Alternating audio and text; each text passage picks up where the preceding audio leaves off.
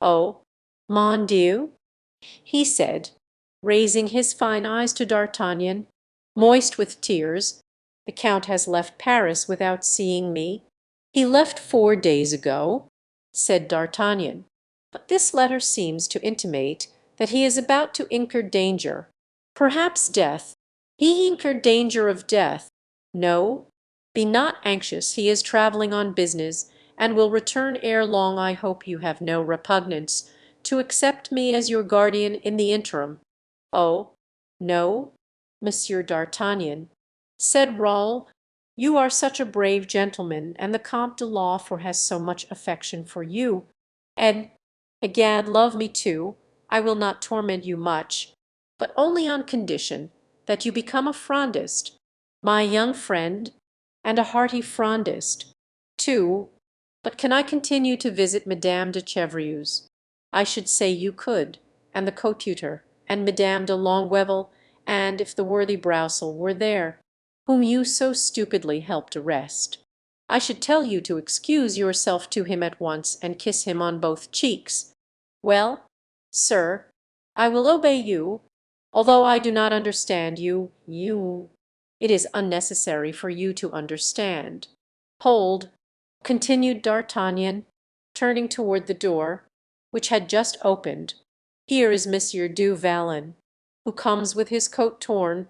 Yes, but in exchange, said Porthos, covered with perspiration and soiled by dust. In exchange, I have torn many skins. Those wretches wanted to take away my sword. Deuce take 'em! What a popular commotion!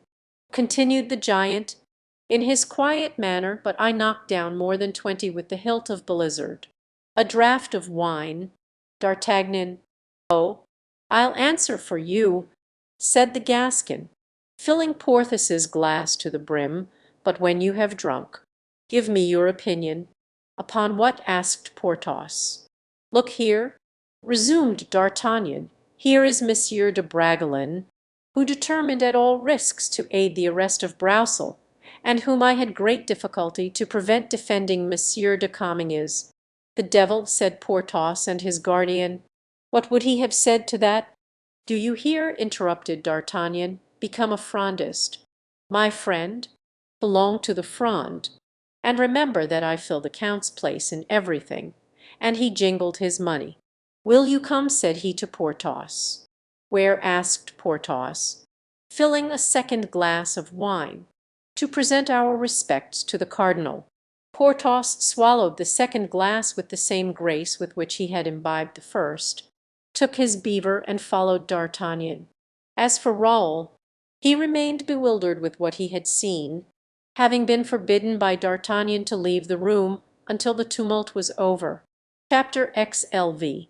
The Beggar of St. Eustache. D'Artagnan had calculated that in not going at once to the Palais Royal he would give Comminges time to arrive before him, and consequently to make the cardinal acquainted with the eminent services which he, D'Artagnan, and his friend had rendered to the queen's party in the morning. They were indeed admirably received by Mazarin, who paid them numerous compliments, and announced that they were more than half on their way to obtain what they desired, namely, D'Artagnan his captaincy, Porthos his barony. D'Artagnan would have preferred money in hand to all that fine talk, for he knew well that to Mazarin it was easy to promise and hard to perform. But, though he held the cardinal's promises as of little worth, he affected to be completely satisfied, for he was unwilling to discourage Porthos. Whilst the two friends were with the cardinal, the queen sent for him. Mazarin, thinking that it would be the means of increasing the zeal of his two defenders if he procured them personal thanks from the queen, motioned them to follow him. D'Artagnan and Porthos pointed to their dusty and torn dresses, but the cardinal shook his head. Those costumes, he said, are of more worth than most of those which you will see on the backs of the queen's courtiers. They are costumes of battle. D'Artagnan and Porthos obeyed. The court of Austria was full of gaiety and animation. After having gained a victory over the Spaniard, it had just gained another over the people. Broussel had been conducted out of Paris without further resistance, and was at this time in the prison of Saint Germain, while Blancmesnil, who was arrested at the same time, but whose arrest had been made without difficulty or noise, was safe in the castle of Vincennes.